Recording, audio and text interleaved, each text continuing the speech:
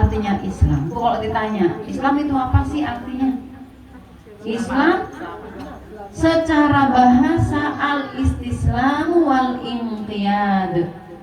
Bisa diartikan Islam itu secara bahasa kepasrahan diri dan ketundukan diri. Itu Islam. Jadi secara bahasa memang ya gitu. Kalau kita udah Islam, berarti arti filosofi secara bahasanya kita harus tunduk, patuh sama Allah, gitu ya. Kita serahkan diri kita, menyerahkan diri kita kepada Allah Subhanahu wa Ta'ala. Itu secara bahasa. Secara istilah, Islam itu apa secara istilah? Islam itu al-inqiyadu al-zahiriyu lil ahkam asy-syar'iyyah. Jadi ketunduk patuhan kita secara lahiriah terhadap hukum-hukum syariat. Berarti kan salah satunya kalau di sini di syarah Safinatun Najah oleh Al-Imam An-Nawawi, beliau menjelaskan Islam secara istilah itu berarti tunduk patuh yang secara lahir itu terlihat, tunduk patuh kepada apa? Pada hukum-hukum syariat. Nah, dari sini berarti kita paham tuh. Kalau memang kita ngaku muslim, kitanya Islam, ya berarti kita harus tunduk patuh. Enggak cuman ngomong aja, enggak cuman di hati aja, tapi mesti terlihat di zahirnya. Berarti kelihatan dari apanya? Dari amal perbuatannya. Itu. Ya, maka harus tadi itu kelihatan sholat, puasa juga dikerjain dan segala macamnya. Itu yang namanya Islam. Karena itu bukti tunduk patuh kita kepada hukum-hukum syariat, gitu ya. Udah paham ya? Berarti kalau digabung rukun Islam, nah itu berarti kita akan membahas hal-hal yang kalau ini kita kerjakan maka Islam itu bisa terwujud, kan gitu ya. Kalau hal-hal ini nggak kita kerjakan, ya berarti nggak mewakili Islam, itu namanya belum Islam namanya, atau kita sebut belum sempurna Islamnya, belum kokoh Islamnya. Maka rukun Islam ini menjadi salah satu yang tidak boleh ditinggalkan. Ini menjadi kewajiban untuk kita. Seperti kayak wudu, rukunnya harus dikerjain biar wudu, biar sah wudu kita. Sholat, rukun-rukunnya harus dikerjakan biar sah sholat kita. Rukun Islam, maka rukun-rukun ini harus dikerjakan biar menjadi sah keislaman kita, gitu ya. Dan ini berlaku untuk semua yang mau masuk Islam kah, baru masuk Islam kah, bahkan yang sudah Muslim itu harus selalu dikerjakan, gitu ya. Selanjutnya apa saja nih rukun Islam? Disebutkan di situ khamsatun. Berarti ada berapa? Ada 5. Apa saja itu disebutkan? Yang pertama syahadatu alla ilaha illallah wa anna muhammadar rasulullah. Berarti di situ artinya yang pertama bersaksi bahwa tidak ada Tuhan selain Allah dan Nabi Muhammad adalah utusan Allah. Nah, sekarang kita bahas satu-satu dulu. Artinya itu apa? Ya. Bersaksi itu apa sih artinya bersaksi? Di sini Imam An-Nawawi menyebutkan penjelasannya, yang namanya bersaksi berarti at-tayaqqun wal i'tiqad. Bersaksi itu berarti kita meyakini secara penuh. Gitu ya, meyakini secara penuh, yakin kita. Dan kita meyakini secara penuh, makanya kita bersaksi. Nah, dari sini juga kita bisa ambil hikmah. Kalau kita mau bersaksi, jangan pernah bersaksi untuk hal-hal yang kita sendiri ragu, iya kan? Gitu ya. Kalau kita udah ngomong saya saksinya, itu berarti kita statement bahwa kita udah yakin tuh terhadap hal itu. Ya, yakin dan betul-betul kita meyakini 100%. Makanya kita bersaksi. Ya. Apa yang kemudian kita yakini? Yang menjadi akidah kita, keyakinan kita yaitu bahwa alla ilaha ma'budun bihaq illallah. Tidak ada Tuhan selain Allah. Apa artinya? Artinya tidak ada Tuhan yang berhak untuk disembah kecuali Allah Subhanahu wa ta'ala.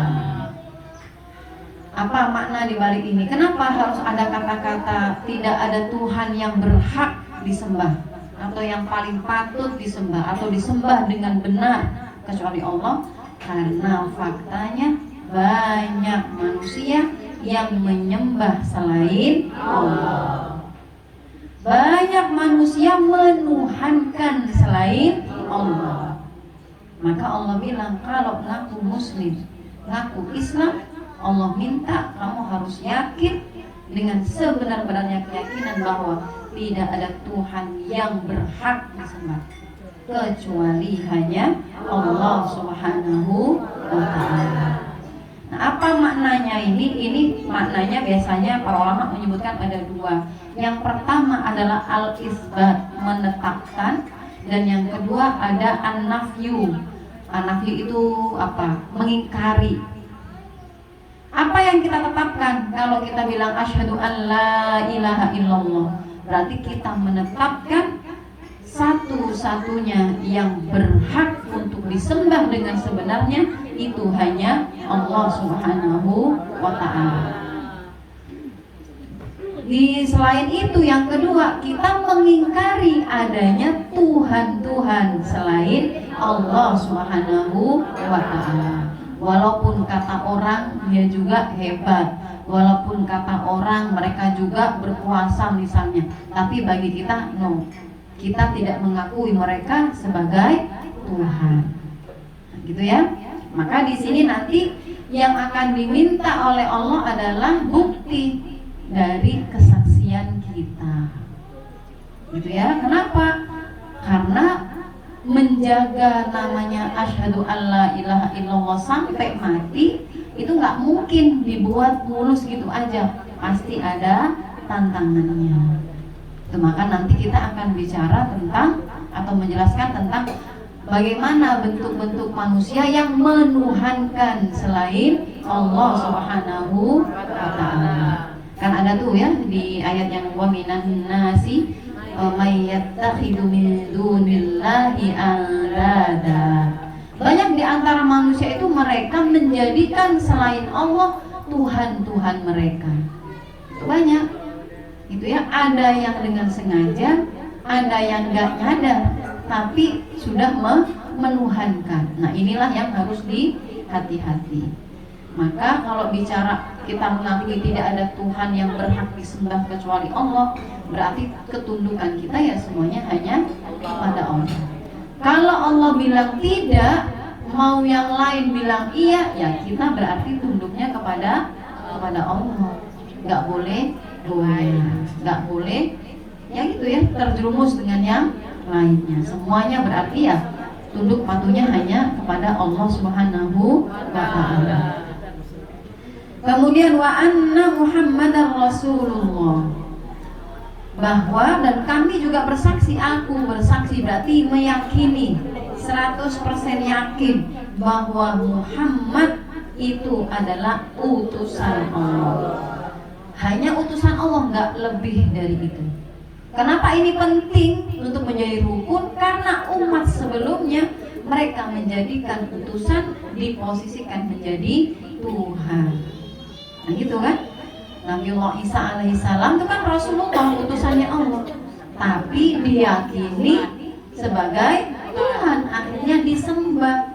Ya, akhirnya mereka beribadah juga menyembah Isa sebagaimana mereka menyembah Allah Subhanahu wa ta'ala. Maka ini penting sama Allah disyariatkan bahwa keislaman kita tidak akan menjadi sempurna kecuali kita juga meyakini, mengakui dengan sebenar-benarnya bahwa Nabi Muhammad itu adalah utusan Allah dan dia itu hanya manusia ya, manusia biasa seperti kita, nggak lebih dari itu. Hanya saja manusia yang paling mulia yang kemudian menjadi utusan Allah. Dan Rasulullah ini diutusnya ke siapa? kata Imam An-Nawawi dalam penjelasan syarah di sini, ilal insi wal jinni ijma'an. Jadi Nabi Muhammad itu menjadi utusan bagi manusia dan juga jin secara menyeluruh. Gitu ya, secara menyeluruh. Maka kalau baca surat Al-Jin di juz 29 itu kan mereka juga mendengarkan wahyu.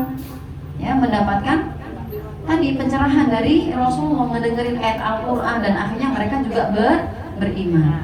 Mereka kan bilang tuh, inna minnas salihun, ya, sesungguhnya di antara kami ini bangsa jin ada yang soleh. Berarti dia beriman, Islam juga, mengakui bahwa Allah itu adalah satu-satunya Tuhan yang berhak disembah, dan mengakui bahwa Nabi Muhammad itu adalah utusan Allah Subhanahu wa ta'ala. Dan risalahnya juga taklif ke mereka juga, gitu ya. Maka manusia dan jin itu semuanya makhluk yang dibebani syariat oleh Allah Subhanahu wa ta'ala. Seperti di surat Az-Zariyat kan disebutkan, wa ma khalaqtul jinna wal insa illa liya'budun. Dan tidaklah aku menciptakan jin dan manusia kecuali agar mereka beribadah, menyembah hanya kepadaku. Begitu kan kata Allah ya. Jadi sama-sama terkena taklif syariat yang namanya beribadah, menyembah kepada Allah Subhanahu wa ta'ala. Beberapa ayat yang menjelaskan tentang Rasulullah diangkat menjadi Rasul itu banyak sekali ya. Salah satunya ini disebutkan, wa idz akhadallahu mitsaqan nabiyyina lama ataitukum min kitabin wa hikmah. Dan ketika kami sudah mengambil perjanjian kepada para nabi, semenjak kami menyerahkan kepada mereka kitab dan juga hikmah, summa ja'akum rasulun musaddiqul lima ma'akum, kemudian datang kepada kalian seorang utusan yang akan membenarkan terhadap apa-apa yang bersama kalian. Jadi ini disebutkan bahwa Rasulullah ini adalah utusan di akhir zaman yang membawa syariat Islam dan membenarkan syariat-syariat sebelumnya. Jadi menyempurnakan, dia menjadi penutup risalah semua nabi, dan itu yang harus menjadi keyakinan kita. Dari sini juga kita meyakini bahwa tidak ada nabi setelah Nabi Muhammad Sallallahu Alaihi Wasallam, gitu ya.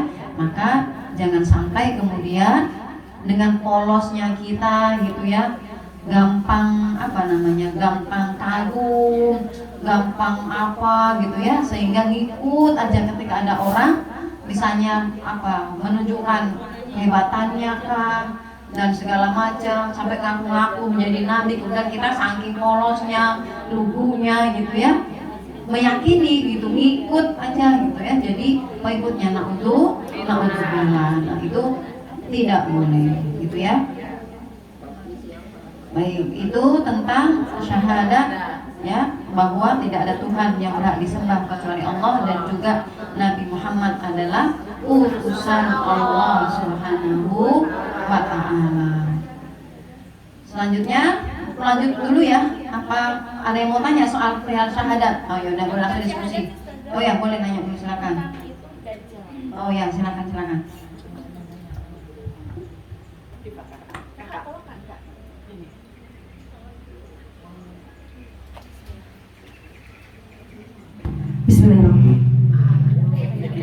Bismillahirrahmanirrahim. Izin bertanya Ustazah, tadi Ustazah sampaikan bahwa mengenai rukun Islam yang pertama, bahwa kita harus menjaga syahadat kita bahkan sampai kita ajal menjemput gitu ya Ustazah. Dan itu ternyata tidak mudah. Nah, dalam kaitannya di akhir zaman seperti ini, kita mendengar bahwa akan ada yang namanya Dajjal. Sebenarnya Dajjal itu benar-benar berbentuk manusia atau seperti apa gitu Ustazah, dan apakah ini sudah keluar gitu Ustazah? Karena kan kita khawatir seperti yang disampaikan beberapa ustaz-ustaz atau ustazah yang sudah menyampaikan di sosial media, begitu mengerti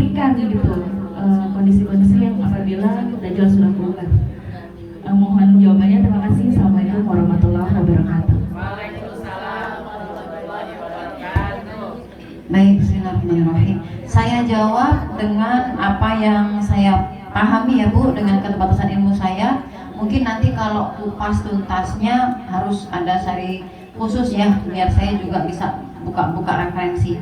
Karena terus terang saya sendiri belum membaca dengan full ya semua tentang Dajjal ini. Tapi beberapa hal sih Bu yang mungkin bisa sedikit menjawab. Yang pertama ya, kita meyakini bahwa Dajjal itu nanti pasti akan muncul. Karena memang sudah disebutkan oleh Rasulullah, dia menjadi salah satu tanda-tanda besar datangnya hari kiamat gitu ya. Untuk datangnya kapan itu pasti hanya Allah yang Maha tahu. Tapi yang jelas, kalau ditanya apakah sekarang Dajjal itu sudah muncul, maka kalau yang dimaksudkan adalah Dajjal yang disebutkan oleh Rasulullah persis secara jelas di beberapa hadisnya, kita belum lihat itu. Seperti misalnya dia matanya sebelah karena picek sebelah ya, nah kayak gitu. Kemudian setiap tempat yang dia datangin pasti itu nggak akan ada yang selamat, karena semuanya pasti akan menjadi pengikut dia dan segala macamnya. Sampai nanti setelah itu akan diturunkan Nabi Isa. Nah itu kan kita belum melihat tuh itu. Berarti Dajjal yang hakikatnya seperti itu berarti kita belum melihat yang kayak gitu. Tapi kalau yang dimaksudkan adalah Dajjal kecil bahasanya, karena Dajjal itu kan bahasanya dari namanya disebut Dajjal karena kan dia itu sangat menyesatkan. Saking begitu menyesatkannya dia, maka kita ngeliat banyak banget Dajjal lain gitu. Tapi maksudnya Dajjal ini adalah ya tadi, sesuatu yang kemudian bisa menyesatkan kita, bahkan secara nggak kita sadari. Nah itu memang perlu kita waspada gitu ya, memang itu perlu waspada. Adapun kalau tadi, tapi benar ada yang bilang emang dia sudah muncul dari sini. Saya nggak tahu itu, karena saya juga kalau mau tahu itu berarti saya harus dari itu juga. Benar nggak itu yang seperti itu? Tapi kalau yang dimaksudkan adalah hal-hal yang kemudian sama persis sifat, karakter atau sepak terjang atau misinya, kita lihat memang udah banyak banget.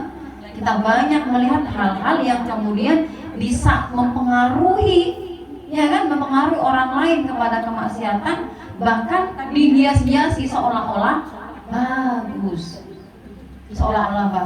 bahkan TikTok aja bisa jadi Dajjal juga tuh buat kita. Konten-konten di TikTok itu kadang kita ngeliat main viral aja sampai nggak ngaca, udah pada berjilbab, ngikutin juga tren yang ternyata itu nggak boleh, misalnya justru mencederai agama kita. Kalau istighfar bukan berarti nggak boleh nge-TikTok atau nggak boleh ngonten, boleh, tapi kan dia ibarat pisau, tetap maksudnya. Jadi kan sekarang tuh informasi terbuka seluas-luasnya, apa aja bisa kita ikutin Bu, ya kan? Cuman kitanya harusnya bijak dan cerdas, iya kan? Nah, anggap aja ini tuh latihan Bu, sebelum nanti ketemu Dajjal. Naudzubillah, jangan sampai ketemu Dajjal, naudzubillah. Gak pengen juga saya ketemu Dajjal. Kenapa? Karena kata Rasulullah, kalau ada yang sampai ketemu Dajjal, dia pagi bilang beriman, begitu ketemu Dajjal bisa langsung jadi kafir. Segitu luar biasa pengaruhnya Dajjal. Maka kata Rasulullah, kalau udah Dajjal muncul, kita suruh ngapain? Ngumpet, lari sejauh-jauhnya, karena nggak akan ada orang yang bisa selamat dari pengaruh Dajjal. Nah sekarang nih kita udah diterjang tuh oleh hal yang kayak gitu kan, misalnya tontonan-tontonan atau video-video yang kemudian kayak menginfluence orang banyak, tapi sejatinya itu kemungkaran. Kalau tahu kemungkaran, ya jangan diikutin. Walau tadi ya kompensasi viral, biar ngetren, biar apa, nggak usah diikuti. Tetap tadi kembalinya kan, asyhadu an la ilaha illallah, gitu kan? Allah itu yang jadi panutan kita kan, tunduk patuhnya kita kepada Allah Subhanahu wa Ta'ala. Seperti itu ya. Nah, kemudian untuk jawaban terus gimana Dajjal itu, apakah nanti bentuk manusia atau apa? Itu riwayatnya banyak banget. Ada yang bilang Dajjal itu sekarang sudah ada, hanya dia ada di satu tempat, kemudian dia dibelenggu dan lain sebagainya. Gitu sih. Mungkin nanti kalau lebih pengen ininya bisa beli buku khusus tentang Dajjal ya gitu, atau nanti kita bedah buku kupas tentang Dajjal. Seperti itu ya. Allah bismillah. Baik, ada lagi seputar syahadat? Ya, silakan.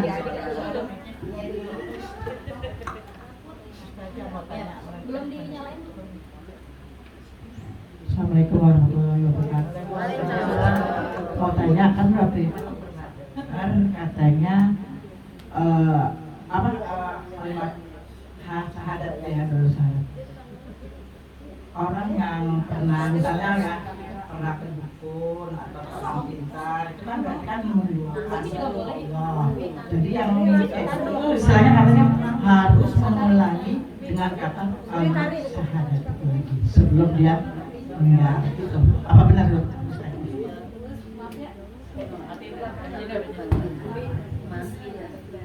Baik, ya bismillahirrahmanirrahim. Ya, tadi konteks pertanyaannya ada orang yang kemudian sudah mendoakan Allah, musyrik lah. Sampai musyrik ya, Bu. Kalau nyata-nyata memang musyrik dia dan secara hukum syariat kita memang divonis atau ditetapkan memang dia sudah murtad, keluar dari keislaman oleh sebab kekufuran dan kemusyrikannya, berarti statusnya dia adalah sudah keluar dari Islam. Maka betul, ketika nanti dia memang kembali kepada Islam, dia bertaubat, ya berarti dia harus mengulang kembali syahadatnya sebagai bentuk dia sudah masuk ke pintu gerbang pertama keislamannya ya Bu ya. Nah, maka dengan itu sebagai salah satu bentuk taubatnya juga tuh gitu ya, kembali mengikrarkan bahwa dia bersaksi ya tidak akan lagi tuh mengulangi yang tadi, karena sekarang dia udah berkomitmen kembali untuk hanya menyembah kepada Allah Subhanahu wa Ta'ala gitu ya. Dan itu nanti bisa diedukasi, dinasehatkan juga. Itu kan kayak bentuk kayak kita mengikrarkan lagi ya Bu gitu. Sama kayak kita kalau habis ngelakuin dosa kan kita butuh sesuatu ya untuk kayak jadi trigger kita, makanya kita istighfar, astagfirullahaladzim, kan gitu pasti ada tuh gituannya. Nanti dari situ tuh mulai tuh kita follow up berikutnya apa, nah sama juga dengan ini gitu. Jadi mengulang syahadat oleh karena tadi dengan kemusyrikannya, kalau memang dia sudah keluar dari keislamannya, maka begitu dia kembali ya dia harus memperbarui syahadatnya gitu ya Bu. Maklum semua. Ada lagi?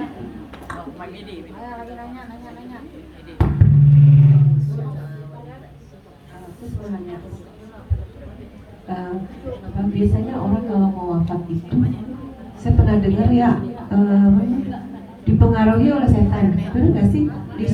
Disuruh kita supaya musyrik ya, kafir gitu ya. Nah itu bagaimana sih kita itu supaya tidak kafir gitu? Terima kasih Ustaz.